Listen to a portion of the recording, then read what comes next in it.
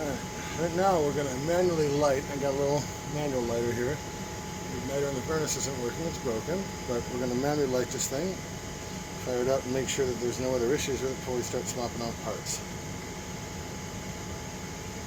Don't try this at home. Alright, it's lit. Next few seconds here. The fan should come on.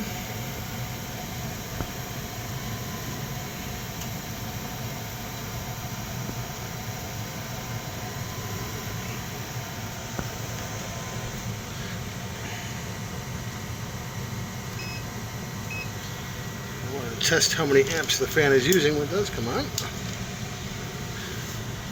Okay. There it goes.